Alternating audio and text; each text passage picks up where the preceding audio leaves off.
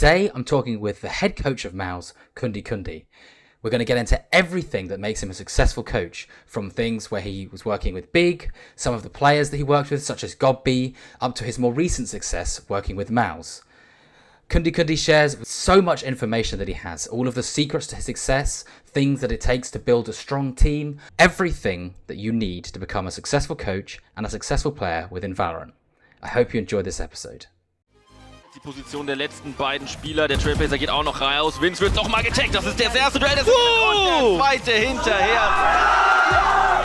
Währenddessen Chaseon gefunden. Und Alorante-Duell gegen Element. Das ist wichtig. Das kann er für sich entscheiden. Die Runde zerfällt. Alorante. Zweiten, seine Confidence ist absolut insane. Was ein 4K von Muri. Ein Spiel der Deathmatch. Da Analang. Atsuri. Alorante bringt es ins One-on-One. Die Schüsse sind da. Was für ein One-Tap von Alorante, um die Runde zu retten. Before we get into this episode, I do have to say that there is some discussion of the death of Twisten in this episode and how it affected KundiKundi.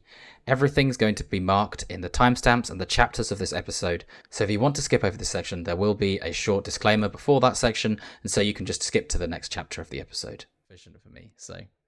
Yeah, that's good. How are you doing? All fine. Having off day, only off day of the week, and I've been enjoying it. Nice. Yeah. I saw your game yesterday. What? I saw your game yesterday. How did you like it? Yeah, I would have liked it to be a little more competitive, but I think that's always my goal. You know, I want to see good Valorant, and so it's always more interesting for me to see closer games, I think. Yeah, definitely. I think it's at least felt yesterday that this team, like, no offense, but they were Project V team from lower tier, and we are like best in the league. So yeah, maybe the game's gonna be like that. Mm-hmm. So how are you feeling looking forwards to next, well, I guess once the off season ends, to the next season, next year, I guess? Yeah, like I don't know what the future will bring. Like I'm not yet at least signed for Mouz for next year. Mm-hmm. And there's still off season going on, and let's see like what happens. But yeah, of course I'm excited. Like even if it's like, if I'm staying with Mouz, I'm excited. If it's something new, I'm also excited for that. And yeah, basically win-win situation. Yeah, that's good. That's good. You've been in the German scene for a long time, and it's interesting, like this random Finnish guy in the German scene. How did that come to happen, I guess? Yeah, how I am in the German scene, that's a good question. I have been asking myself. Basically the story goes like this. I was already done with my esports career as player. I thought that there's no hope. I wanted to finish my master's thesis and then just go for the 8 to 4 real life job, probably in finance. And then like suddenly when I'm doing my master's thesis, I get like message from my ex-player, Kaspe, who was joining Big in 21 after summer, I would say, after summer, something like that. And he said like, yeah, they're looking for a coach and you could be maybe a good option. And I went for trials and yeah, basically 2 years in German scene. From VCT with Big and now VCL, I think it's called, with Mouz in the Dach League. And yeah, I don't know if it's third year next year or is it two-year venture, but that's the like story in the nutshell. And how did you, I guess, where did you start in esports? Well, basically I don't have like esports background. Like my story is this, that I was doing my university studies in accounting and finance. Mm-hmm. I'm bachelor in that, and I had already started my master's studies. Then COVID came.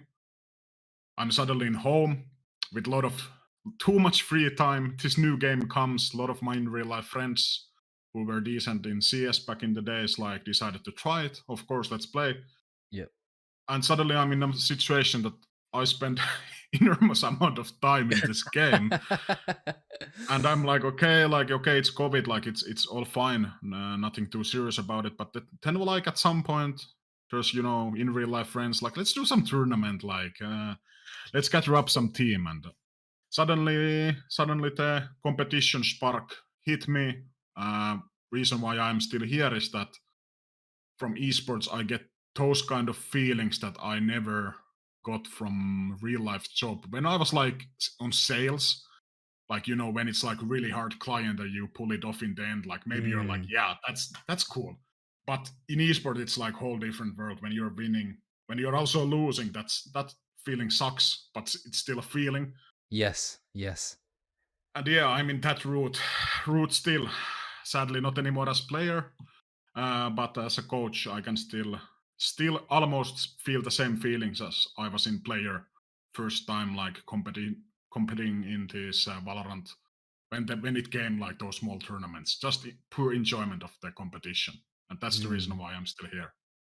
It's interesting you say that, right? I think there's like a real emotional drive from it, right? Because it isn't just the highs, it's also the lows. It's the ride, right? I think that's what makes it so exciting, right? It's how dynamic it is and how it makes you feel. Yeah, and I like it's basically love and hate for that emotion, especially when you lose. I even probably even like hate more losing than I love winning. But it's still like that you don't have that dull, like boring 8 to 4 like job. You work every day for some goal. You lose or you win, you have high emotions. You bounce back. You celebrate the winnings if you win. Like it's crazy emotion, and that's like what I'm a little bit maybe addicted to here. Also, of course, for me this is more like a chess game. I was never interested when I was player that can I shoot like faster than the enemy to his head. Of course, like it's incredibly important part of the game, but more like can I outbrain the enemy, and that's why I love this game, and that's also important thing for me. Yeah. So how did you make that transition from a player to a coach? I think this is it's a common theme for a lot of people that they at least played a little bit, right? And were not for everyone, but I think for a big portion of coaches, they started as players to some degree and then moved towards coaching. I guess, why did you do that? Yeah, basically I tried as my best as player, in-game leader. We had a Finnish team. We were almost getting signed. We just needed one good result. We couldn't do it. That like mentally broke the team down. We went for different ways. Then I decided that it's like, okay, I have been playing for almost 1.5 years.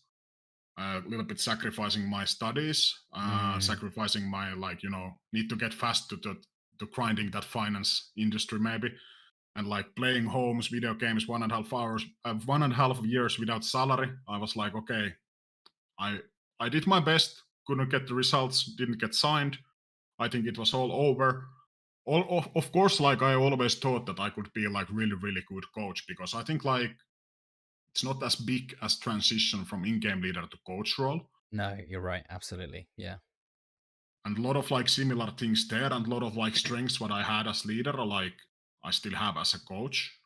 But then this like, of course, it's not a little bit luck, I would say, without like my past teammate going for big, Kasper I mentioned already, I wouldn't be here. But it's if I had done my job like very badly before, like he would have never recommended me. So it's like hard work, passion, and a little bit luck.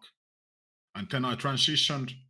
But yeah, for me it wasn't like intent that big change. And I think like as coach role, I can like lot more objectively watch, and I can see every piece what is happening on the map, on the server. I can control a lot of things.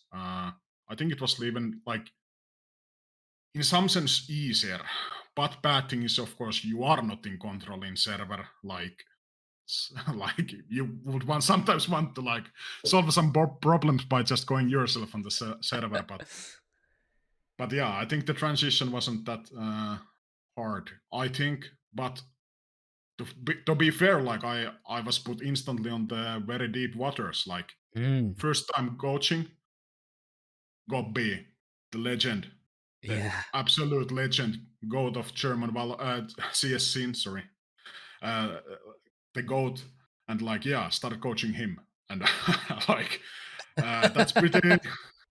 That's not easy task, I would say. I guess in the end he was happy, but of course I had to learn a lot on the fly. But still, like if I could choose, maybe I would go like step by step, like learning. But I think I did fine because I'm still here somehow. So yeah.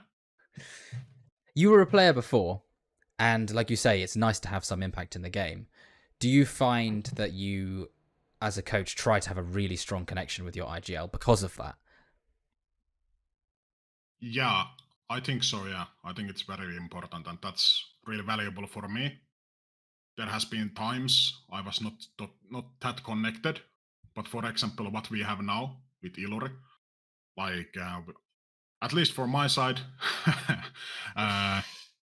it's just like almost perfect dynamic. We share a lot of ideas, theorycraft, plan together, and of course, doesn't mean like that we are always we agree on things. I think that's also like if you have like truly good relationship between game leader and coach, uh, you can and you should disagree at some points and like find the best solution.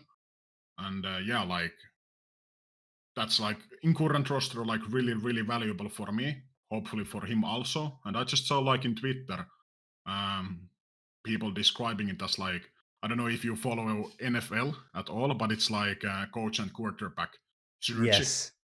Yeah, Yeah. and like I've heard the analogy. Yeah. yeah, it's kind of common, I guess. But yeah, I think it's super important because in the end, I have been a team where we play my vision, my system completely because of not proper enough in game leader, and it's super hard because I can speak like what 2 minutes during the game, Yeah. like before it starts. Yeah, of course, in halftime and like 2 timeouts. Like I can't control much things when the game has started. Of course, I can like in timeouts I can have huge value. That's what I have been improving this year also a lot. But in the end, we play like in my vision, we play in-game leader's vision, which I help to shape, but he should be in the charge, and I'm just guy helping him, making it more clear, making it better, helping little bit those 2 minutes I have during the games to like maybe find some answers. But yeah, like I have, and also think what I think nowadays is my strength because I have been in 2 years, okay, in two organizations, but like basically four rosters. Now we have like fourth one because we have this off-season roster, and there has been a lot of different dynamics, and I have learned like what I want and what I don't want from the dynamic of the in-game leader and coach. And now I think like we have very good pair, and I can feel that people can see it maybe on the server, maybe not that much outside, but the players also that the dynamic is good. Pretty long answer, but hopefully there's some sense there. No. I think there's a lot to dig in, right? I mean, for me, it's so important to go in detail. That's exactly why I want to do these interviews to understand more and to get more out of coaches. There's very little opportunity, I think, for people to really expand on these kind of discussions. So Yeah. to that end, I guess you've talked a little bit about what does work for you, but what doesn't work for you? What kind of dynamic doesn't work? Well, definitely one dynamic I will not drop any names, but like dynamic that it's just we call it like coach Valorant. I have seen in past some even like very high level teams do it. I can clearly see that a lot of the things what the team is doing on the server, it's just before planned, Valo planned things. There's not much mid rounding. I think that's like what I don't want, even though I can do it. You can find some success it, but when the game develops more and more, it will be much harder to find consistent value out of those like pre-planned everything. And if it's just coach being the big brain behind the whole thing, it comes to the point that then those timeouts are like they are not enough to change everything on the fly. And Yes. yeah, that's what I like. I have been like searching in-game leader like 2 times. Once after Gobby went for CS, we were searching one, and in Mouz, end of last year, we were searching one also, and found Iluri. I'm thankful for that. So that's what I have been looking in the in-game leader, like what is his capabilities on the like server, like mid-round things, understanding the game. Of course, like work ethics are very, very important for me. And but yeah, that has been the profile I have been looking for, and now I have found it this year at least, and hopefully in the future also I can work with that kind of in-game leaders who are capable of mid-rounding, changing plans, understanding the game, so they can control the game, because in that 2-minute time span it's incredibly hard to do like very, very complex stuff sometimes. Yeah, I think it's But at interesting. least, yeah. I think Sorry, it's yeah. interesting that you say that, actually, because it's definitely, I think, becoming a more consistent theme from my perspective, that if you can coach that kind of unstructured style, then I think you will find more success generally in the long term. So I guess from that point of view, if you're not spending huge amounts of time on VALORANT and kind of pre-setting things, what kind of things are you bringing to the team? How do you help them? What kind of things do you look at? Well, actually, this is a topic I wanted to talk about, and I'm not that good on social media. I would have wanted to talk about this in Twitter so many times, or X. It's X nowadays. Yeah. Sorry, sorry, but yeah, like when I talk about these things, like I think structure overall as a concept has been a little bit misunderstood in Valorant scene, because like I hear so much talking about like, yeah, like you can play like structure puts you on the cage, and like it's bad, everyone needs to just be free and just play. And I'm like, okay, yeah, I understand, but the structure's idea, at least in my vision, is like has never been that I want to gauge players, but it's like very good solution for certain things. Like if we are doing mid defaults, it's good to have structure, so we don't need to micromanage every single time and call like 20 seconds, like this utility goes there, here, because it happens so many times. We just save time by structure. Or there's some complex complex like answers to certain things that it's like it takes minutes to explain in the freeze time, and then we can just go on structure. Let's pre-plan it, like this is answer for certain thing. It's not for like I want to gauge you, it's just like answer for certain thing what enemy is doing, and it's so complex that it's hard to micromanage. And also like how I see it, it's structure is the like basis of the whole gameplay, and then you adapt on top on that. It's a lot easier, instead of like you don't know at the start of the game anything probably about the enemy. Okay, with undistracting you, of course you know, but let's like start with like you don't know anything about the enemy. So then let's play default. Let's see what they do, and then adapt on top on that. But yeah, I think it's like somehow the structure has been demonized, that it's like very, very bad thing. Maybe some teams are doing it that hey, you are on the cage, you can't do anything else than this pre-planned. Otherwise, I will flame you as a coach. But that's like, if it's that way, okay, I understand. The structure is bad thing. But how I want my players and what I try to coach, that there's some certain structure on things as a basis, and then top of that, they understand the game, and I try to teach everything I know. They teach me also about the game. It's not only like one way. And we discuss together how this situation should be played, and I try to increase the player's knowledge of the game and understanding.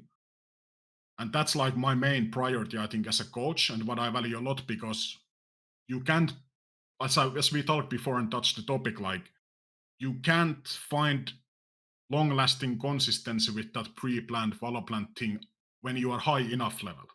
In tier 2, you can fool people, but you can't fool like everyone all the time with that VALORANT thing. But I do it that of course from time to time. But I want that my players understand the game better than the enemy, because then they can make faster, or better plans than enemy. And it's super important now, I think, in the game. Not only like what we call before the round, but like what happens mid-round, late round, how we solve those problems. And there's like hundreds of situations, and of course we can talk about them. We can some of them pre-plan, retakes, after plans, some protocols, concepts, but some of them need to just come from the players. Hey, they don't have this agent. Okay, we have this. This is our utility. Let's make quick plan.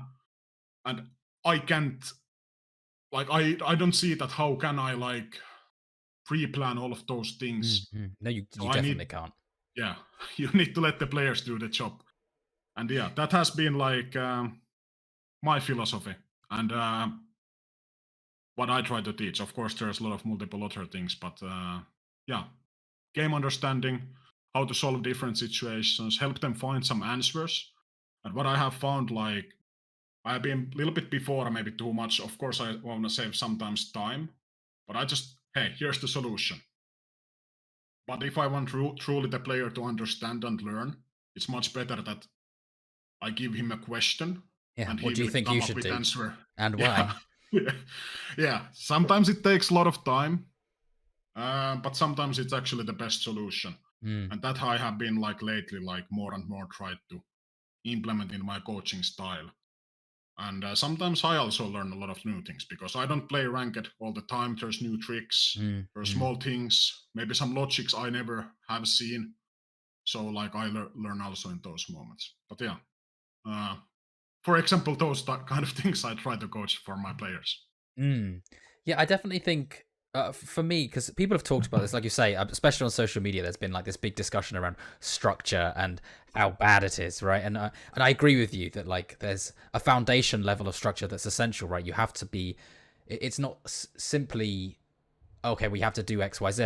It's no, we're going to play this way. This is how we're going to approach the game. It's much more broad than like step 1, 2, 3, 4, 5. It's no, there's questions, right? It's more like a decision tree than it is anything else. In my mind, that's kind of how I imagine it. And I think it's kind of that as well. On top of that, I think some people struggle with the idea of structure because it curbs their creativity, but other teams struggle with it because they have so little structure that they have no discipline, right? And it's all about finding that balance, at least in my opinion, between creativity and discipline. And when you can do that, then, I mean, that's the golden zone, right? Is because you can still be unpredictable, and yet when it comes to it, you can fall back to your vision of the game and how you're all kind of playing it in the same way and approaching it from the same direction. Yeah, exactly. And I have been saying to my teams for 2 years that structure allows the creativity. What I mean by that is like, this also, to addition to that, there's quote, I think, from Simple, too simple, I think, from CS, that the structure is not to like gauge you, but when you want to make play other side of the map completely, then every other 4 players know what they will do. Meanwhile, it's not like that we put the star player that, hey, you need your gauge, you need to do exactly this. More like that we have balance other side of the map. They know what they do, what could be good here. And and when I think about like myself as a player, like I have been standing in some tracks from time to time when people have been sick or something. Yeah. But when I think about myself as a player, I think it strongly comes from that, like there's some defaults, but I never like autopilot or robot something. There's default, I understand it. I completely understand what is the goal. But every round I'm able and I should change or remove something from the default. If I know something that will add value. And that's what I like also try to teach the players, like, yeah, okay, there's some structure. Maybe sometimes it can, maybe creativity sometimes here and there can be lost, but like never like autopilot. That's like also what I hate with the when there's too much structure. Even though I say it every time, I start usually my theory like, and we have almost everyday theory like before the practice, like, hey, this is the default, but please guys don't play 12 rounds in these positions. Like, I don't want autopilots. Think what happens in the game. Let's start by this, but like come up with some other things. Like if you don't find value, say insta, hey, I don't find value in this bot against this enemy because they are doing this or they are not doing something, and come up with some other thing that you find value. Like, I'm completely fine. I try to be as open as possible. Just that there needs to be a logic, because I can stand like if there's someone does some random thing and then I ask like, okay, what was here the thinking, and then comes like some bullshit excuses or things. Then it's like, but let's not go that route. Like, though. I feel But like yeah. it's almost like you plan an outfit for the day for the players, right? You say, okay, you got to wear your shirt, you got to wear your trousers, you got to put your shoes on, right? And it's raining outside, and they see it's raining outside, and they still go for a walk. And you're like, obviously you put a coat on, right? I mean, I know we didn't talk about putting a coat on, but just look, it's raining. Put a fucking coat on, right? Yeah, exactly. Yeah, I do. I know exactly what you mean about autopiloting. It's definitely a big problem. So, I think you've given a really good idea of like kind of what your approach is to the game. I guess, how do you see yourself as a coach? Like, do you mean like it's like abilities, characteristic, or like How would you mean? describe yourself as a coach? Oh yeah. I should have maybe asked my players how they see me, but I hope that like the vision I see myself and what kind of coach I want to be. This is also something I have worked this year, but also like with my players, what they want to be, because it's much easier to go towards something when you know actually what is your goal, what kind of player you want to be. So I have actually put some thought on like what kind of coach I want to be, and for me it's super important, the team culture. Okay, it's like this has been talked before in like your podcasts. I think it was Bambino and Matt time also, like emphasizing the team culture thing. Yeah. And how important it is. But for me, how I see it and what is like my role on that is that we push each other like every day. We don't cut any corners. We have like very good work ethic. And I try to lead us by example. Not that I don't want to count hours. I don't know if it's like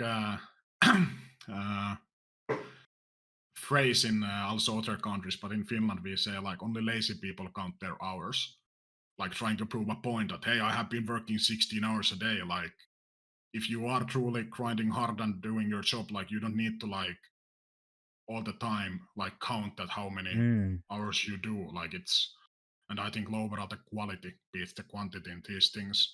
Definitely. But back to the topic, like that work culture, like work hard and smart. Okay, that's also like that can mean anything in world and esports. It's maybe just buzzwords, but actually, like, for me it means that there's a reason every day we go for the practice. There's a reason why we do certain theory.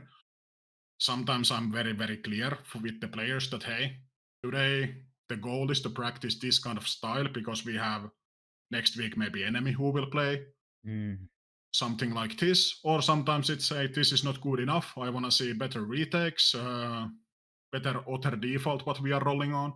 Sometimes it's just we play the maps just to remind ourselves, but there's certain reason every time we go to prac. And I think it also helps the players to practice on when they know like what they are going for. What else in the team culture? Like, of course, like what I think is also important, what I have been this year, with all, of course, with help of our sports psychologist Ole and our whole team, the environment and the atmosphere. Like, I want to start the day with smile and hopefully also end the day with smile. It doesn't matter if we lose everything, but everyone just gives their best. We are trying to have a little bit fun. It's not that serious all the time. Of course, there's some certain topics or discussions. It's hard. It's not about like fun and games. If you want to truly improve, you need to have those talks from time to time.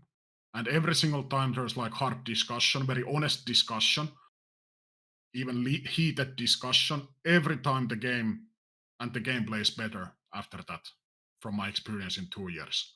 So it hurts to have those hard discussions, but in the end, it improves always the team. And also, like, as coach, like I want to have that feedback culture. I try to give feedback after every single prac. That's also like what my players asked for. Mm. And also after the day, before the day in the theory, and like we have put a lot of emphasis on how to receive feedback, and that we skip all the bullshit there. There's egos talking or like emotional too much, but just like, hey, bro, I think this maybe there's other way to do it, or maybe next time let's do it better. And like we try to improve, and let's not try to clash with egos. And I think this year we have like skipped a lot of times that ego clashing. Yeah. But yeah, for me, like that open, lot of feedback. Everyone can be fully themselves, like whatever they are, how they act, like that. You can feel that you can be respected and you're listened, and you can be however you are, and you're accepted. And I had one last point on that matter. And that's also important that the players feel that they belong to something bigger, like that it's not just themselves, their stats, but like how you're representing a team. We have a common goal. We work every day towards it. Those kind of things. So hopefully, like as a coach, like I can manage and build. It's not only about me; it's about the whole team. But it's mainly like I see my task as a coach to build that team culture. Of course, it can never be perfect, but if we try to be perfect, we can maybe be great in the end. So that's what I try to like in this year, especially like the team culture. What has been very important thing for me. And yeah, not like of course in-game stuff. There's a lot of things about in-game, like, and that's like my biggest strength. But I think as a coach, it's not only like what happens in the server. Of course, it's important. Don't get me wrong. But those other things, like how you lead the pack, when there's like problems, how we solve them as together, how you make cohesion with the team, like there's a lot more other things. Of course, some of these things are kind of new and hard for me as a coach, and I'm thankful that there are sports psychologists and the players are so invested also on those kind of things that it makes my life easier because it doesn't feel that I'm carrying how to say it, like a bunch of stones behind me, you know. Yeah. I think they are also in. Having buy-in from your players is so important, right? I think certainly, I mean, this is where I think a lot of players at tier 3 just fail instantly, is because they don't understand how important culture is. I mean, okay, they're probably making so many fundamental mistakes in the game, but they have no sense of culture, right? I mean, that's why teams last 6 months in tier 3, right? They fall apart after that time because they never even thought, oh, I want to belong to something bigger. I want to band together with my friends and share something with them. In 3 words, how would you describe your perfect culture? What values would it have? 3 words. This is hard. Like, as for the listeners or watchers, like we never planned before this, so this is completely from the fly.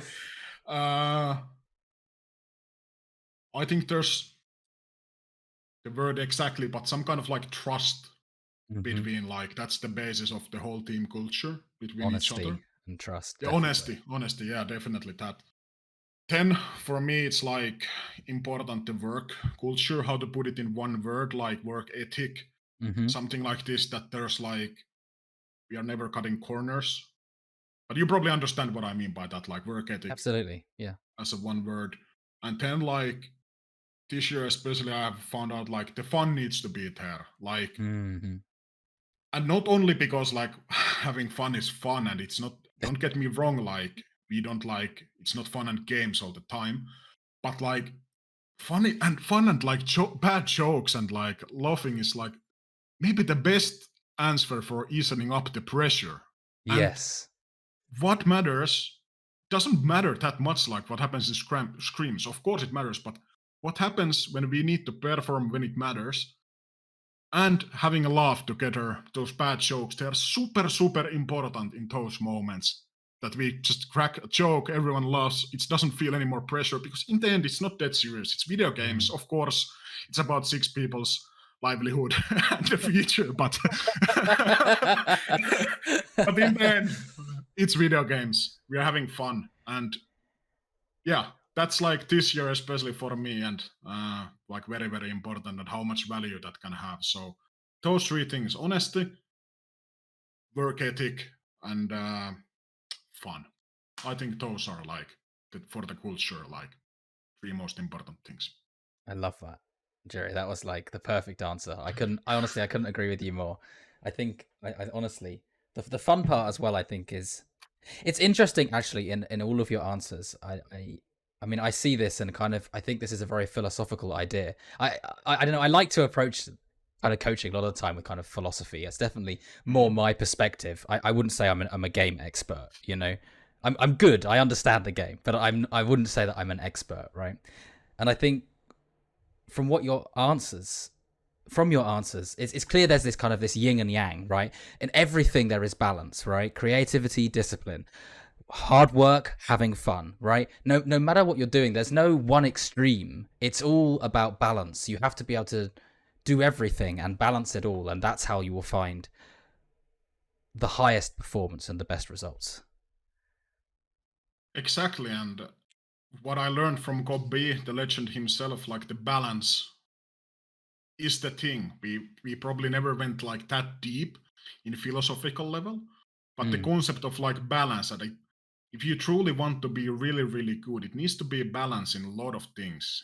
Because if you are like one dimensional black and white guy, like some of things can be like, if we talk about in-game stuff, for example, it can be abused so much. Or if you're as a coach, like you can work with only certain type of team, and then if you get some other pieces and you can adapt, it will be very rough.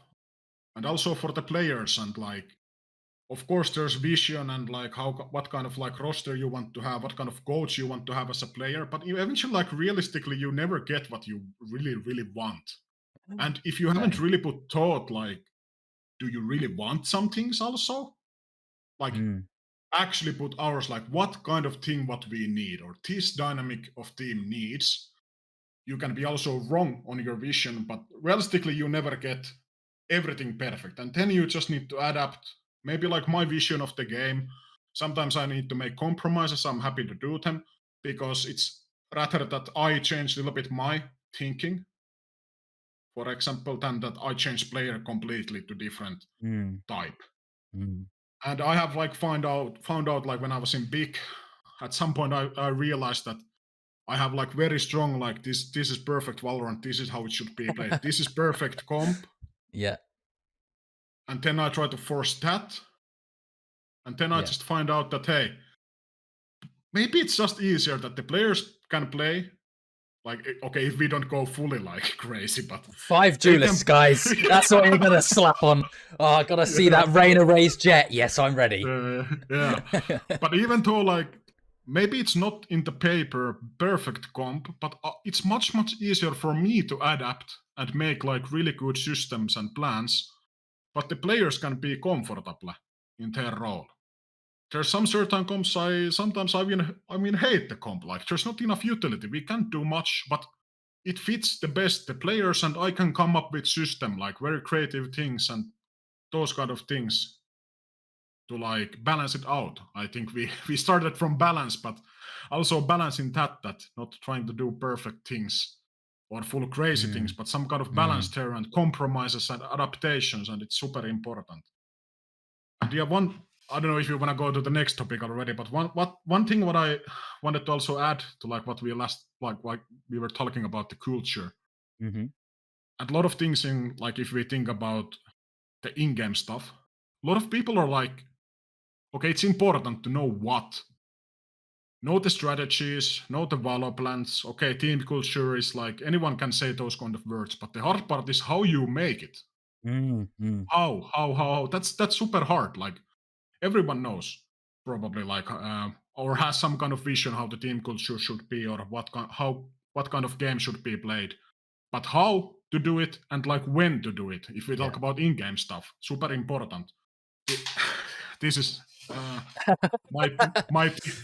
my tip for all the players and coaches.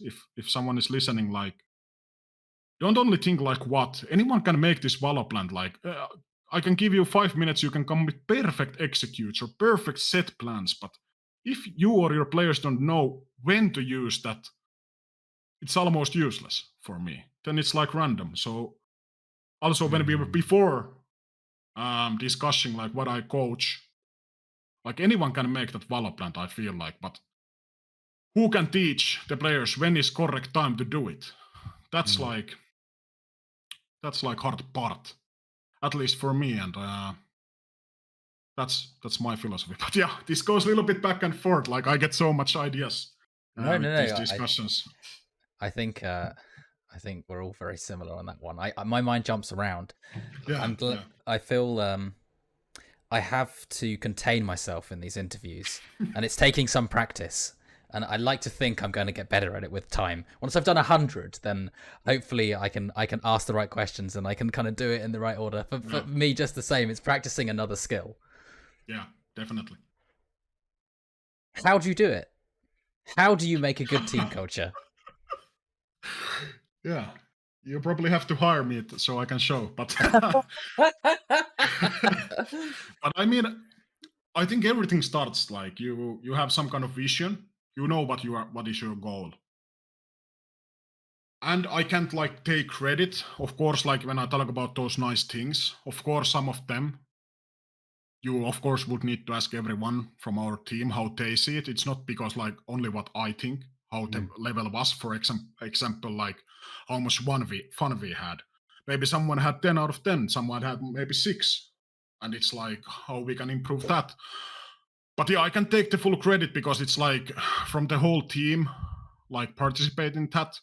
Our sports psychologist, Ole, helps a lot in that. But I think it's like general like respect to each other, spending time with each other.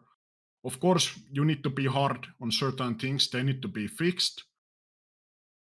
But like with that thing, like if you think about like what kind of work culture you want to be, and also as a coach, because it's like if you would be a player, what kind of culture you would want to be in, and most of the time you find the answer yourself from there. What is your vision? And then like spending a lot of time, what we have done this year in team sessions. Of course, this again goes to my sports psychologist, not like only me. I can take credit of something what I have not like even, it's not like even my idea. But like that we get to know each other on deeper level also. Yeah. Being like vulnerable with each other. So then you can probably like with some time that you can be fully honest. You drop the egos down. That helps a lot. Then the common language. You speak about a lot of different things. I saw your podcast with Lohan, for example. You talk about fundamentals and how to describe it. Yeah. There's as many as descriptions to fundamentals as there's like human people probably, or VALORANT players, how you want to call it. Yes. But just that we have to share common language, and like we actually describe what we mean by this. And like we try to go deeper level also in those like, yeah, we need better communication. Okay, but what is actually what is really good communication? And then we go to like really details and try to like demand and push for that. I think that's like big thing. But yeah, team culture, it's everyone's job. Everyone needs to participate. They need to be invested. I try to lead as example. I try to come as good mood as possible with a lot of energy to the day. I come prepared. I show my work. I don't cut corners. I try to show that team culture of the like aspect of like work ethic, and not like, for me the quality matters. There's a lot of people, a lot of maybe players also who think like just grinding ranked, for example. They think that that's like hard work. Instead of like 6 hours of playing ranked, watch 2 hours of your own VODs. That's like work. Try to actually improve. Like, don't just play ranked like without any goal in your mind. It's like, that's easy. I can auto-pilot ranked 18 hours a day. Doesn't help me at all. Yeah. I'm sorry. But yeah, like those kind of things. Get to know each other. Have open, honest feedback. One thing what we had, I think some teams could maybe also do it. I would want to do it maybe in the off season or next year, like consistently. But like those kind of like open, honest feedback sessions where it's just a couple of hours, just talking like each person. These are good things. We want to see these more. These are things we want to get fixed. And everyone can talk and try to have the conversation as honest as possible so we can actually improve, that we are not avoiding the conflicts. And then, of course, try to get not emotional. Of course, it's hard to take critique, but sometimes you need to get the hard critique. And if you go to traditional sports, in esports, we haven't even started. The critique the players face, it's not even rough, probably. I'm a huge sports fan. Like, I watch so much traditional sports, like the documents from the behind the scenes, like these esports players have no idea, like, what is the like rough feedback. I worry. I don't know. Maybe this is a bit of an observation, right? But esports and gaming obviously attracts a very certain type of person, right? And actually, I think the people that are very successful at conventional sports likely would be very successful at esports too, and probably are the people that are the most successful, I think, in esports. Yeah. And I think sometimes people need to realize that actually, like, someone's shouting at you saying, like, you know, you've got to be able to take it sometimes. And sometimes, like, it does get to that point where, like, there is nothing else. Everyone has said it to you 1,000 times, and you just got to sort it out, you know? It can't always be nice, right? And again, back to that point of balance, right? Is I definitely think that I try to be nice. I think generally I'm a very moral person. I think I'm very much guided by my moral compass in all decisions I make in my life. But that doesn't mean that I can't be loud or forceful to someone when it's necessary to be so, right? You can't always be perfectly nice. Sometimes it does take the bad cop, right? Yeah, I think that's the balance, and that's a like hard balance, trying to be the bad cop sometimes. Maybe for myself, I'm strict enough. Maybe some players and people feel I'm not strict enough. But being bad comp and same time having that good atmosphere, that's like super hard to find the balance, because it's very thin line. Yes. And like, but I want to start with being nice. Yeah. Let's try the carrot first. If it doesn't help, let's try other kind of carrot maybe. And then we can go to the stick. Yeah. And like, yeah. But also that's like, I would want to touch like one topic. We skipped at the start. Like, I didn't actually talk about what I did before esports. Of course, my studies.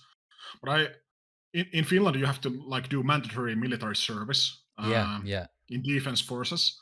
For how long? And they're like 6 months to 12 months. Okay. I was in the longer one. And they're like, of course, because it's mandatory, but you have to lead there by like force. You have to force people because no one is motivated. But of course, that's not like how you want to lead and make people do something. Just like, because if you have all the time, like, you do only things because you're afraid of, or you're getting threat, or if you don't do this, you're getting kicked.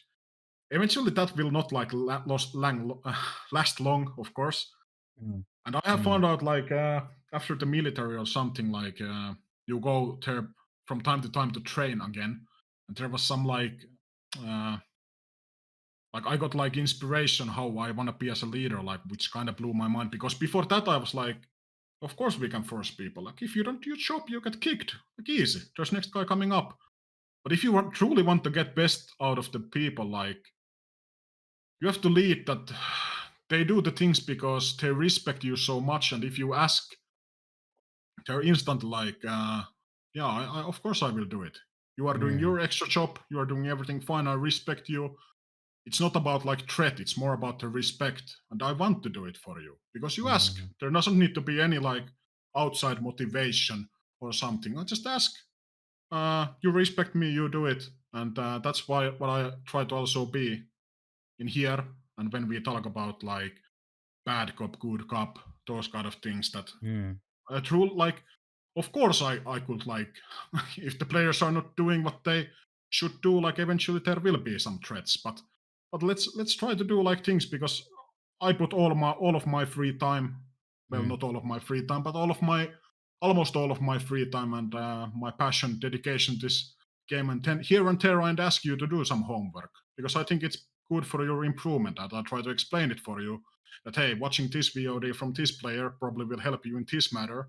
Yeah. I think you should do it. Most of the time players are like, yeah, true, that's like, yeah, I will do it, no problem. And that's how I want to be as a leader, not force them, but like be as a good human person I can, and do my job so good, so when I ask something, they will do it without doubt.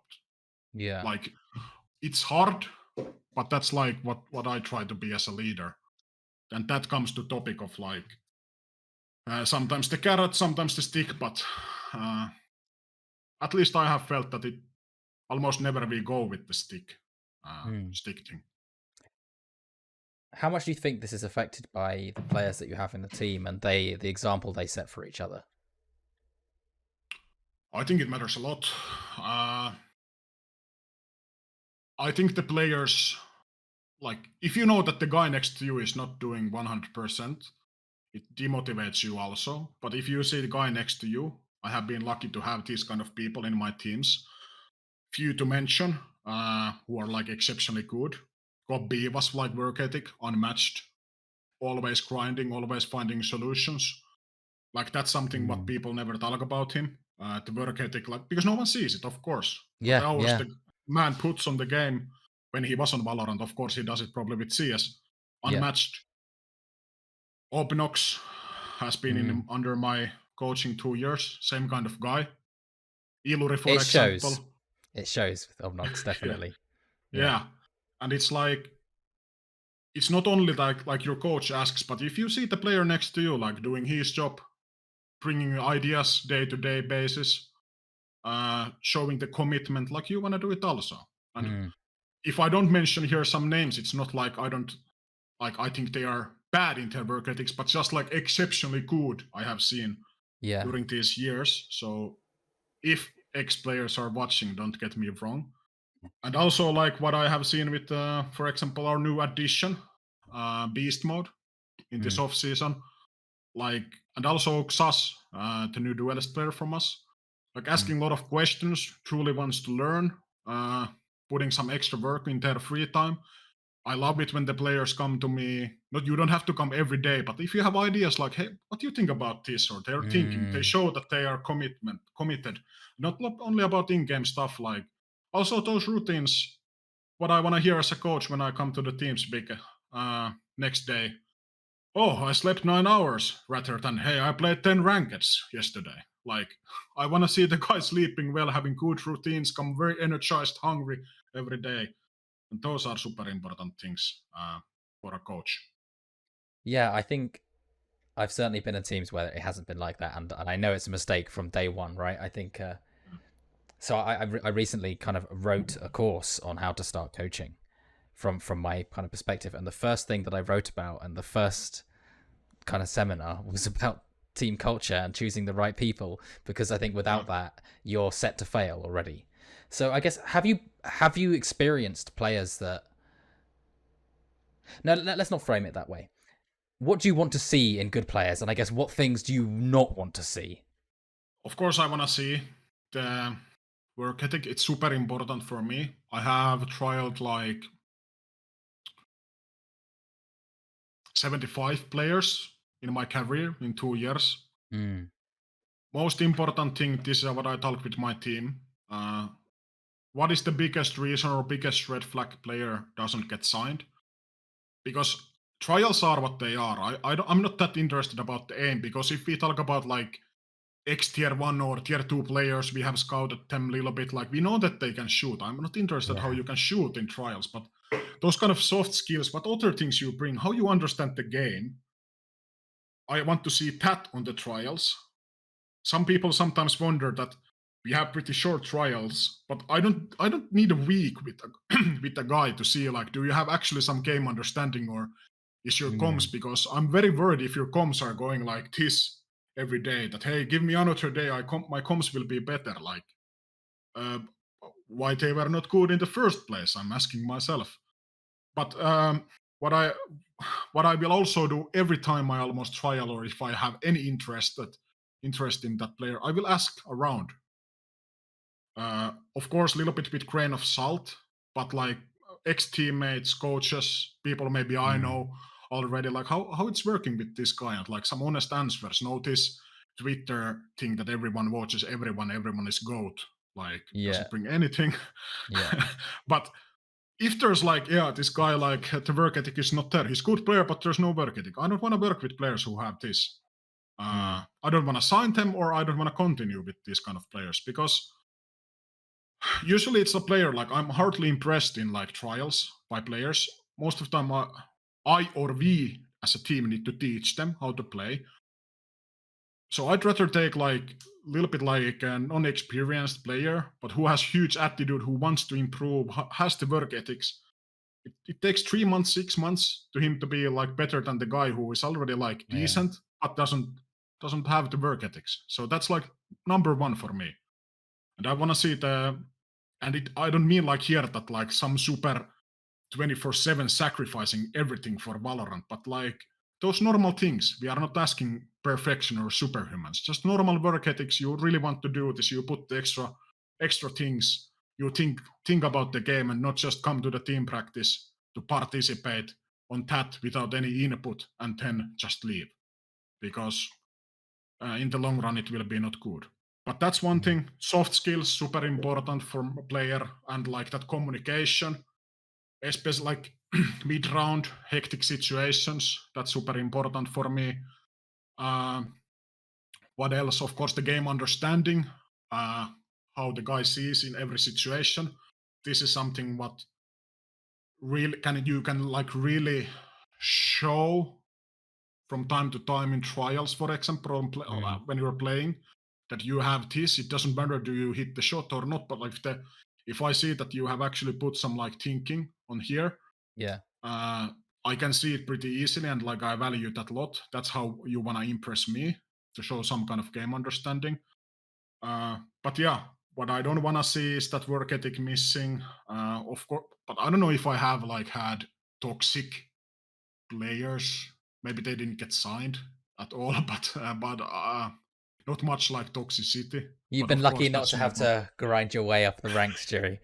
And work with hundreds of tier 3 players, many of whom have toxicity issues, and you have no choice but to play with them because they're so good and at that level, you know. And the team's only going to last 3 months anyway, so you don't have good choices. And one thing, like what is super important when like building a roster or doing trials or picking up players is like, I don't know, some teams maybe do it with left-hand or not at all. Like what kind of role and like you actually need. Of course, you know, like I need Sentinel, but how the team dynamic is like, do we need a vocal guy who has a lot of energy, or do we have those guys already? Maybe adding like fourth one who is like super vocal, maybe not. Maybe we need a little bit silent guy who can do his job, of course, like on certain level of communication, but like actually putting some thought on that, like what you want, and not like some kind of like fantasy vision that, hey, this is my perfect player, but more like specific role on the team, not only inside the game, but outside the game, and what we are looking for. And also here you have to be sometimes, like we talked before, you almost never get what you exactly want, but you can like maybe find out like some kind of player profile you can shape or encourage to that. But yeah, it's super important. But yeah, that podcast what you had with Bambino and Mad Time, what was super important was the soft skills. Big time. Yeah. Mad Time, big time. But he's mad lad, so. But yeah, super important those soft skills, and it's really good knowledge that like everyone can shoot. And when we describe any Valorant player, it starts like he can shoot, but there's some like attributes missing. Maybe the game is easy to shoot. So, but those soft skills, what you bring every day to the table, like it's super important, and it's not only anymore like how you shoot heads. So I think on that, right, I think this is a really easy segue. Are there kind of particular kind of personality types, kind of types of players that you see that you find are really impactful in one way or the other? I think, for example, something that Big Time talked about was this idea of a glue guy, which isn't like a term that I'd kind of heard kind of prior to that. I understand the kind of player that he means. You can kind of imagine, you know, the really kind of energy guy that brings everyone together and brings you up in those low moments. I guess, kind of, what's your perspective on that? I think you definitely need one. And it can be like, if you don't find one, you can come up with some solution, like maybe like having 3-4 players who are half glue or like halfway there, and then maybe they add to each other and maybe you find it. But it's super important to have these kind of players, and this was what we were also looking for in this off season. Because we felt not like that Phil or Valorant was missing it, but not more like that we wanted this more like vocal, energetic guy. Because I also, every time I meet with new team or project, I say one of the first things I say, guys, I'm not cheerleader. Like, actually, funny story. I have actually been in real life doing cheerleading for 6 months. That's big story time, but but that's real.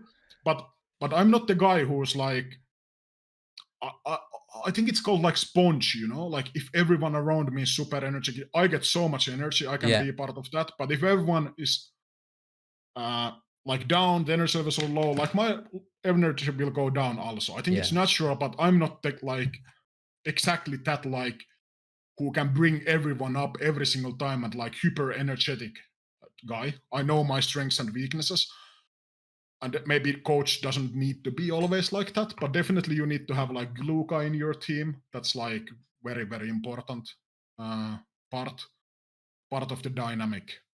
And it's not only like what you are already, but also like, can you encourage, maybe shape some players, like a little bit push to that direction, you know, that hey, you know, maybe like a little bit more energy, like having fun and those kind of things.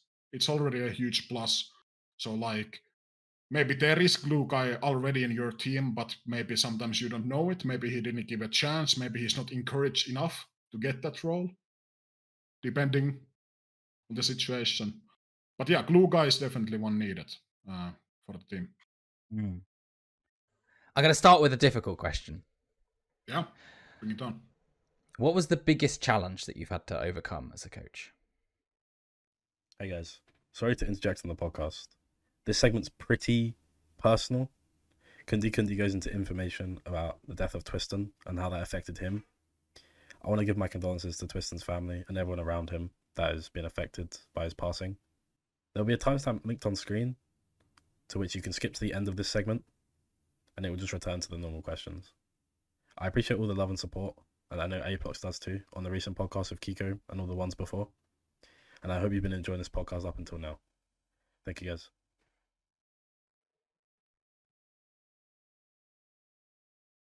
Oh, that's pretty hard. I have like one. You can name more than one if that helps. Yeah.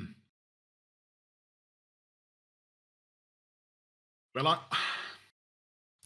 I think this is like maybe not exactly answering the question, but still it is kinda, and it's pretty like, I haven't actually even like touched this topic at all with anyone. But like personally for me, like hardest thing in my career was that this may get a little bit personal also, but like the death of Twisten, like that hit pretty damn hard, and like, yeah, like overcoming from that and still trying to do your job. And we were like having that ascension play-ins tournament coming up, and still like it's pretty foggy time from my life. lot of grieving. Condolences to his family, and then, like he was in big like 1 year together with me. Maybe I don't want to like too deeply talk about this, but just like that overall, like it has been hard for everyone I know, and I don't want to like that it was like super hard for me compared to others, but just like because everything in Valorant reminded me about him, Yeah. and it's like you have to do still your job every day. And I don't know if it's like Finnish thing, but like talking about like those kind of feelings feels super hard. Yeah. At least for me, maybe it's for Finnish men also, but like it's I think it's pretty for hard men time. in general, Yeah, Jerry. yeah, that's I think it's kind of yeah, perpetuated culture around the world is that men can't have feelings. yeah. But yeah, that was I think my coaching career is like hardest time, and still it's like it's not over yet. Like there's still like well, when you look every day to the game, like there's not a moment in a day that I don't think him. But yeah, that's like any other problems I have had in my coaching career. They're nowhere near to this, so that's why I wanted to mention it. And like I have never talked about publicly or privately about that thing because it hurts so much. But yeah, I must say that. But some kind of like surviving at the same time, I at least found out that you wanna like perform high, but it's if you're same time trying to just survive every day and then like trying to actually compete at your best, probably I couldn't give I gave my best, but I couldn't give everything I have in my capability because my mind was not there all the time because of this thing. Maybe when we had the ascension play-ins, if you get what I mean. Yeah. Like of course I did every anti-strat, everything what was needed, but there was no fun from me that much. So yeah, I would say that that was the hardest part.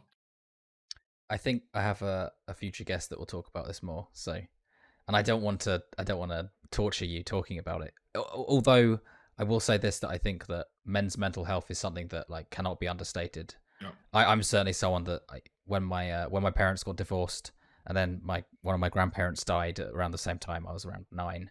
It was a time in my life that was very difficult. And I had a lot of mental health struggles at that time. And for me, it's something that's like very close to my heart, actually. I think it's such an important issue that isn't talked about nearly enough.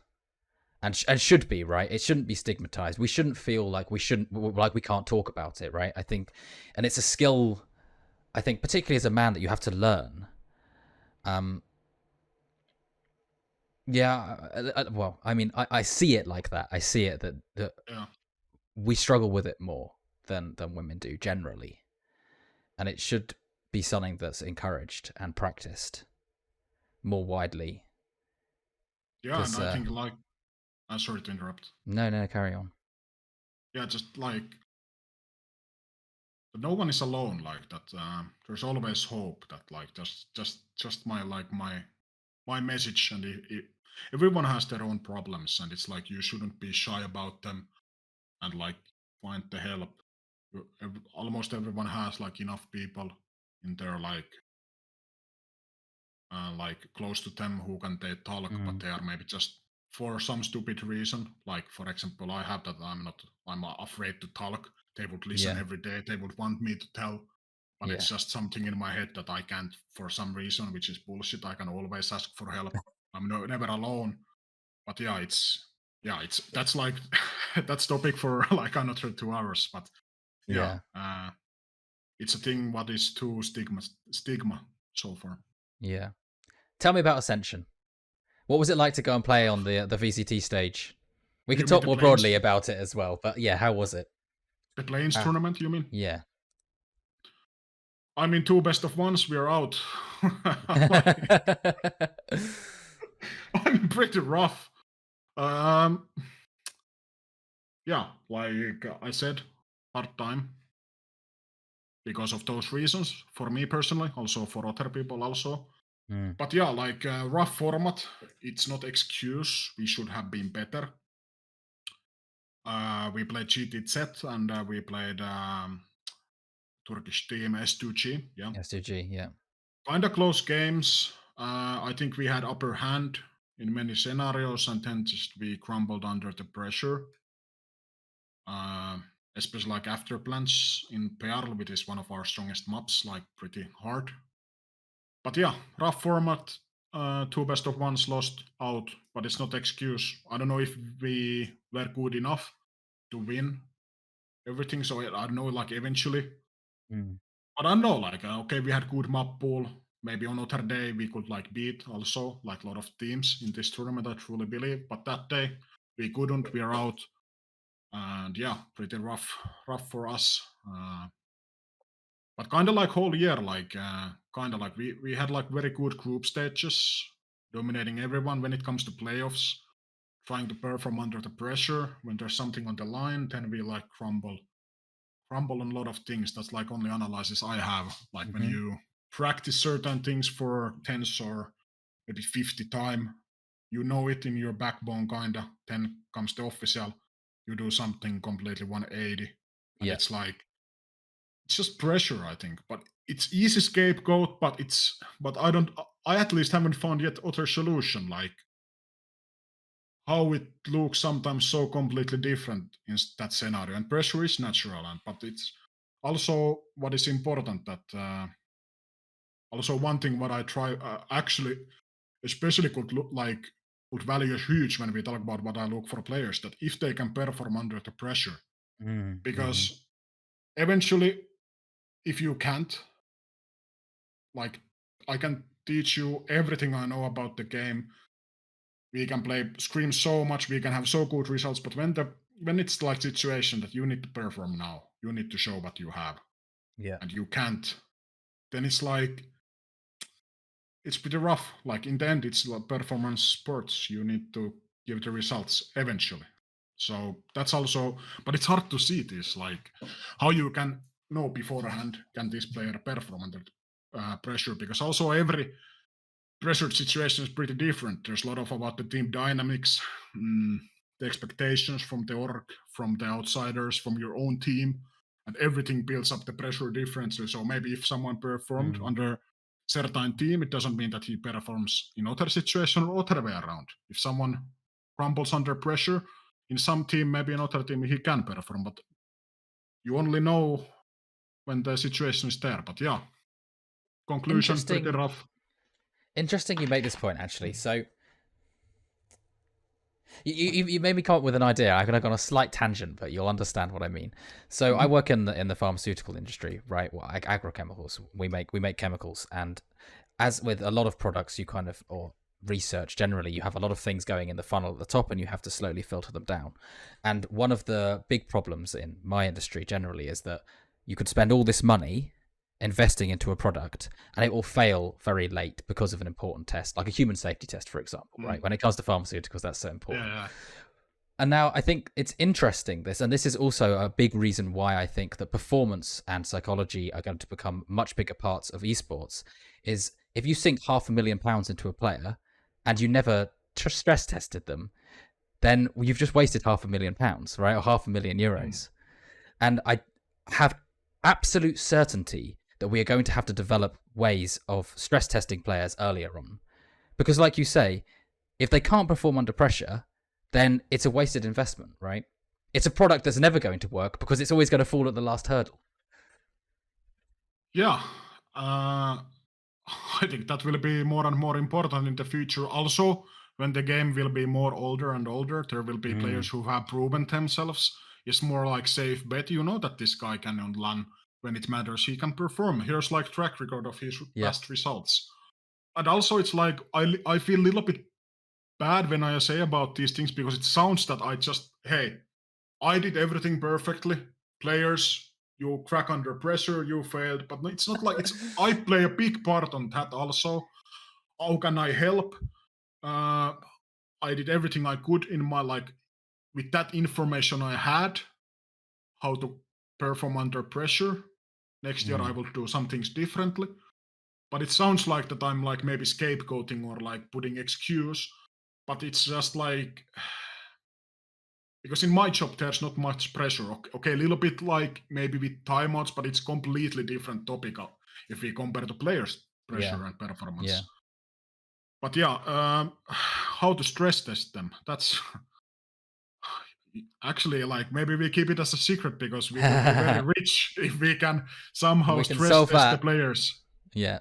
Well, I think people are working on it, right? I mean, I think this is why EG did so much research on the players' personalities before they went into it. And I think this is where we're going to have to draw from research and information that we have from from conventional sports.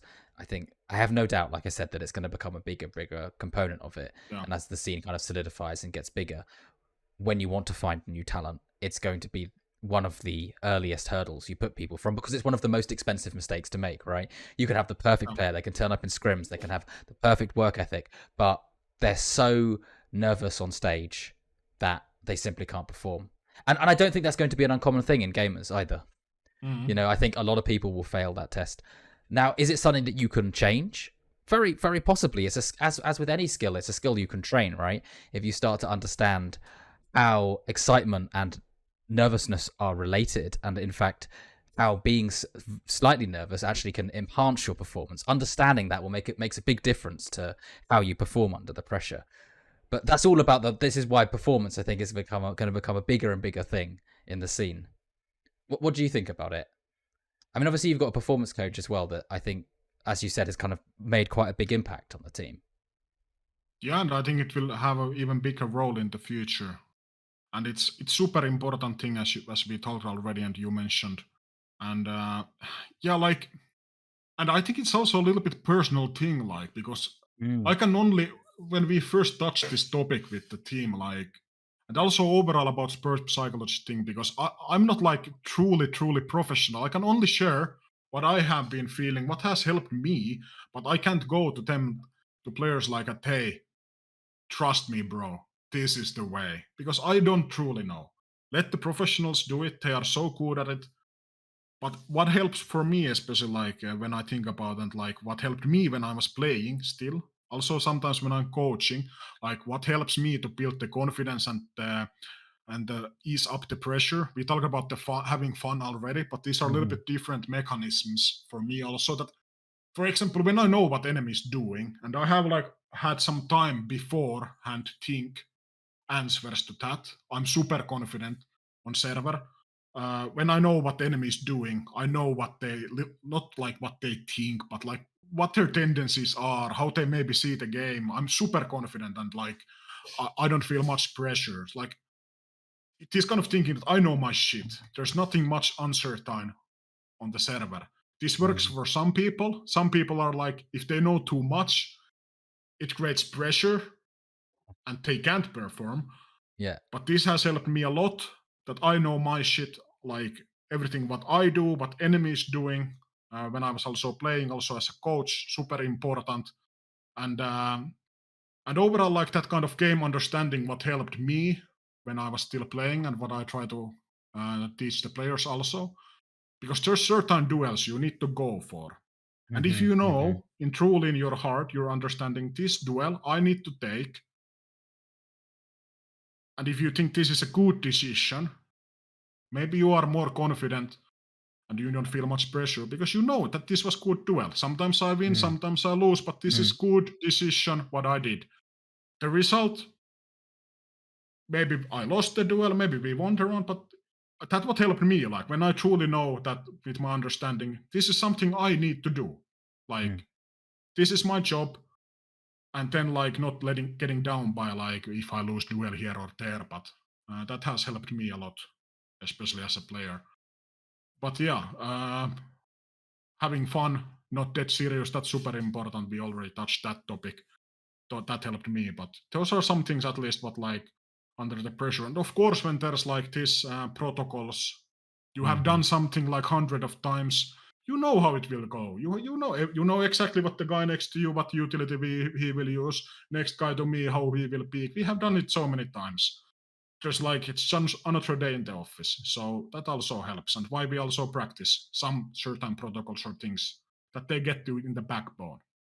So yeah, maybe hopefully I answered your question. Yeah. No, I mean it's more of a discussion than it is anything else, right? I think these kind of discussions really are on the cutting edge when it comes to esports, right? I think yes, performance psychology has been around a long time, but certainly it's becoming more prolific in esports. It's becoming a staple of every team, and it's only going to become bigger.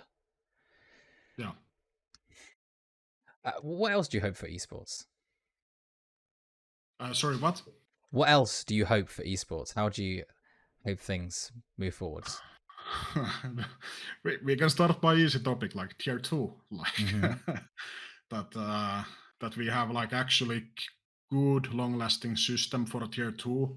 I understand the purpose of the tier 2 that it eventually will nurture talent for the top, but it still doesn't mean same time that it can't be sustainable.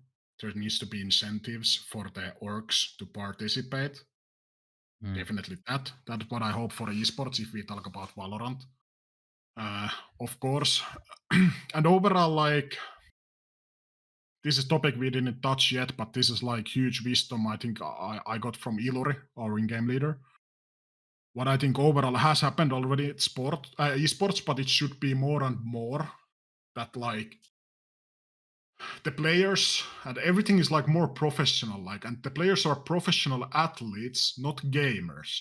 This change of mentality, if you know what I mean. Yeah. That it's not only like fun and video games, that there's a lot more also, and it would be like industry standard maybe to put a lot of like emphasize on those other kind of things, because currently I think you can find so much value as a player if you just have a normal diet, sleeping well, going a little bit outside, like compared to like, of course there's a lot of players who are already doing it, but you can still find huge value in that.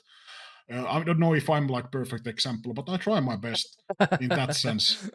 And it's like, we are not looking again for perfect or superhuman things, just normal things. Yeah. But yeah. that it would be industry standard, I think. That's like what I hope for in the bigger picture in the esports. And if we go back again to some smaller thing, back to the Valorant, then like I would hope that there would be some Finnish orgs or Finnish teams that who actually go. Not maybe it's not realistic to go like real top because of the partner teams, but that there would be like local Finnish scene that is good.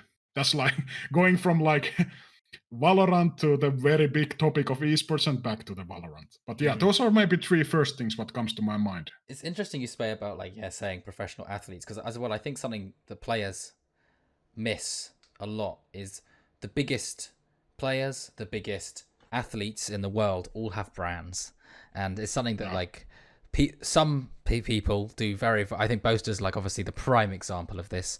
He is a brand in himself, right? And he knows that, and it's something he's talked about a lot. Actually, I've shared some of the things that he said on stream previously because I think it's such a big thing. How do you feel about that? About the content creation side of things? Well, this is like, this is maybe the topic, like, I know what, but I don't know exactly how, because I'm so bad at social media. Not, it's because it's kind of interesting, because I enjoy like a lot of like this kind of interview. I have no problem to be in front of camera, talk about my thoughts, but somehow like, maybe I don't want to be in Twitter, like X, posting all the time something nonsense to boost my impressions. I should. I feel you on that, brand. Jerry. I've done some of the impression farming, and I feel like it's I've changed the way that I'm approaching it. Yeah. But if we go to your question, but it's just funny that I talk about when my social media and brand is not shit, but like I'm not putting enough effort. Well, we can talk more about you in a minute because I've got some things. Okay, but yeah. But okay, the branding super important, especially for the players. Why not coaches? Like more and more, you can open doors with that. Of course, you need to have like you need to be good enough, but still like it will open some doors maybe when you have this branding. If you're best player in the world and no one knows, It's of Doesn't course matter. everyone of course, like you don't get those opportunities. But if you're best in the player world and everyone knows it, like there's hundreds of people in your DM wanting to hire you. But yeah, branding. But it's like also what I'm missing, like especially this year, because there has been like, when I think about the branding, like more about like be truly yourself, like what I want to be, and show that, because true personalities, I think that's the thing what actually like people are interested. Yeah. And it's super hard to like fake it for a long time that you are like some kind of villain, or if whatever your Yeah. picture is, like Yeah. don't fake it, like be real yourself, active, super important for players. There's a lot of easy ways to show your presence. And like if I would be player, of course I didn't have many multi kills in my career, but I would post some highlights all the time. It's super easy. I just pay someone to do those for me, like at least that minimum, bare minimum streaming, like you can play ranked, those kind of things. Like people love that, your own personality. But what I was coming with this is that this year, like there has been a lot of that discussion, like esports needs banter, and almost every interview I do this year, like, do you have any banter in the end, like, because it will get more viewers, like. Okay, I understand if the underdogs talk shit, or if it's like maybe EG, it wasn't cringe, it was kind of good, this villain story of them in the champions.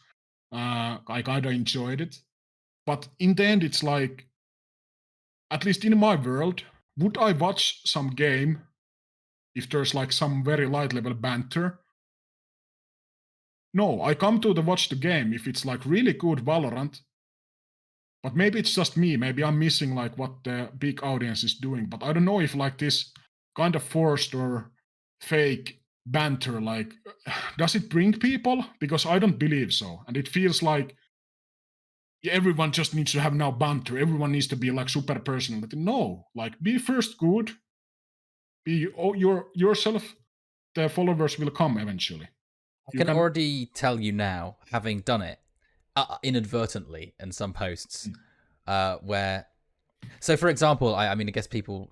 I'll give you a good example of this, right? So, people have lots of different names for initiator, with like Sova or Fade, right? Someone that throws something that scans the enemies, and I called it Revealer because that's just like the word that I've come to use for it. And this post got 2 million impressions because I said Revealer. I mean, what the fuck is a Revealer? And it's like, does it really fucking matter? You know, like it's just a word. And like that's the thing, is it elicits that response, right? That's I think that's what I mean. Again, it's back to that psychology. If you just post shit like that, people want to engage with it, because actually the bigger response, and I think I recognize this in yourself too, or maybe you don't feel like this, Jerry, but I think people generally do, is that it's the fight or flight response, but there's no flight. It's all about fight, right? Someone says something that's totally against what you believe. That's how they know they're going to get impressions. It's sad, but it's true, right? I mean, because it's all about monetizing impressions. Yeah, and if I would want to be like, well, maybe I'm not. That's not going to be who you are. That's also not who you are. And I think like stick to what you're doing. You know, like I'm not going to come out and say stuff like that on social media, because it's also not my authentic self. And I think what you've said before, I totally agree with. It's just be yourself. Yeah. If you just filmed yourself talking about one problem you had that week, I'm telling you, you'd easily get impressions on Twitter, right? Like this week we struggled with culture. We didn't have enough fun this week, or, you know, we were struggling getting entry kills, and this was how I solved it. You know, like I think everyone wants to see more of this stuff behind the curtain. I mean, for me, that's exactly what I'm trying to do with these interviews and some of the stuff that I post on social media, is to do that, is to enable people to see what kind of goes on behind the scenes, and you absolutely can do that too. Yeah, that's actually like brilliant idea. No, like maybe I'm just lazy with it, because, and also like in my personal life, I never want to talk about myself. You know, when I'm like esports coach and like, you know, having like dinner with my friends from university, it's like I never want to talk about my job, because it feels like I'm flexing or something. But also like maybe it's just my personality that I don't want to talk about my things. Like I'm interested in a lot of people. If you ask, I will of course answer, but it's not just me. But that would be like brilliant idea. And I have a lot of like And I think also what I would watch, like if there's other coaches Yeah. or players who share those kind of things, it's actually like good content. Like Exactly why and I'm doing definitely, this. yeah, Because this is what I'd want to watch. This is exactly what I would Yeah, want to watch, right? I mean, yeah, my yeah. audience is me. Is me 2 years ago when I was trying to get into coaching, and there's no information out there. No one tells you how to do it. There is nothing, right? There is nothing to start. You just figure it out.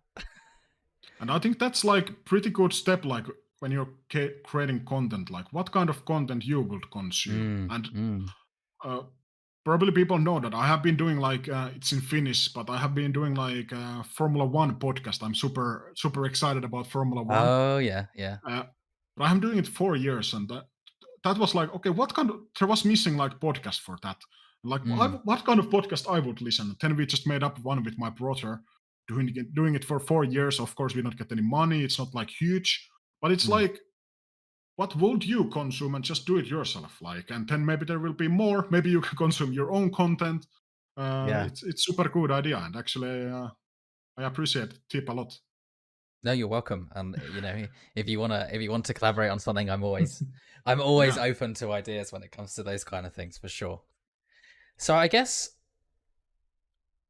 is there any kind of final advice that you've not said, or anything like that you would like to give?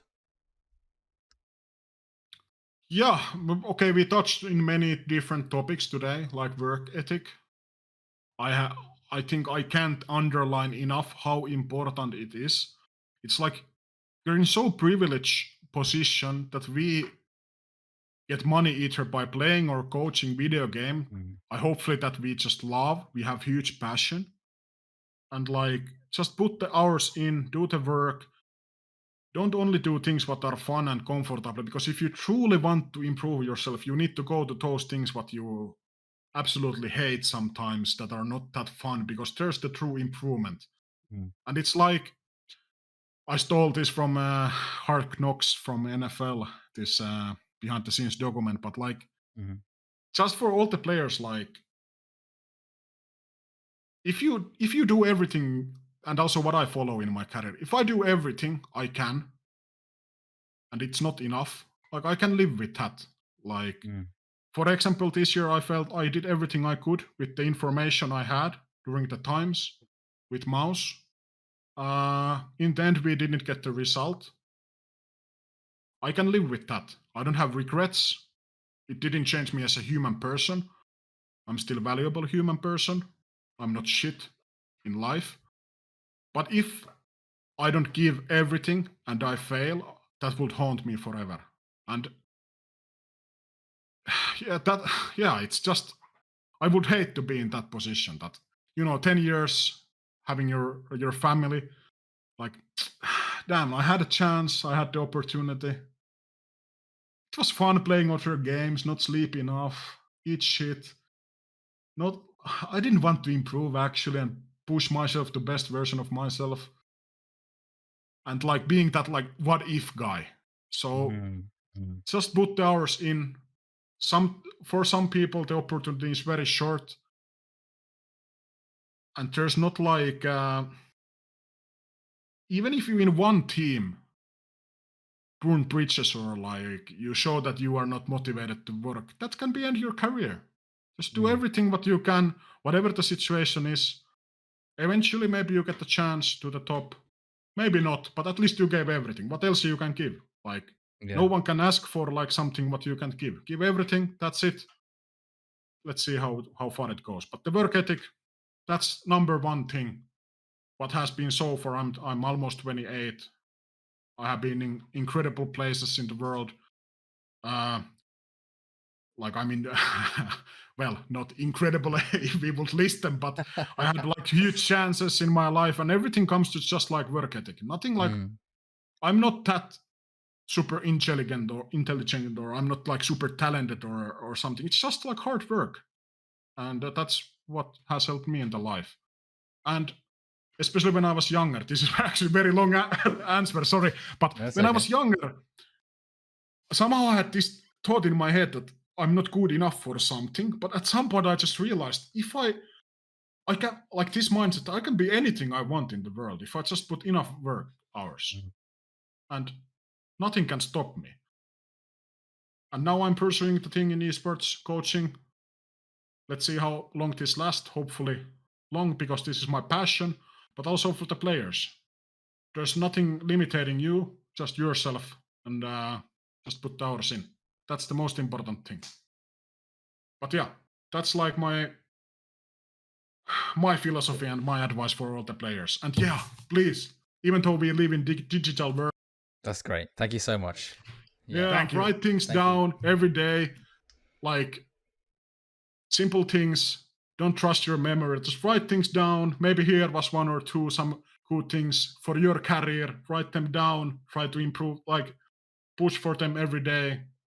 Like it's not superhuman or perfect humans doing it. It's just normal humans who have the passion and work ethic to do things. But yeah, I have, as you have seen in this podcast, like I have bad habit of like going a little bit here with my topics and like never ending the answers.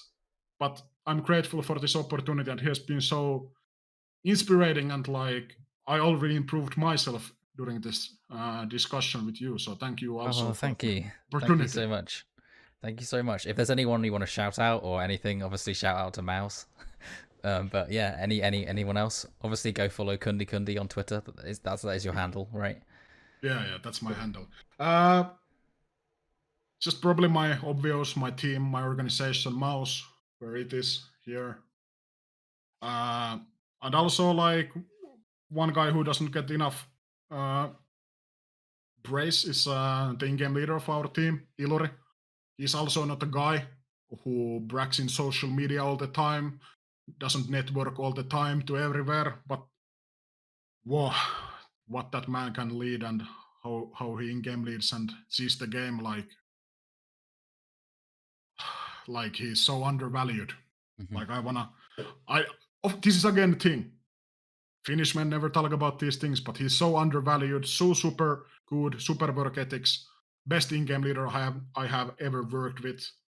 That's also, if you think about my past, who I had the chance to work with, that's huge words. Yes. And he's so undervalued, and I'm sad to see that he's not yet in tier 1.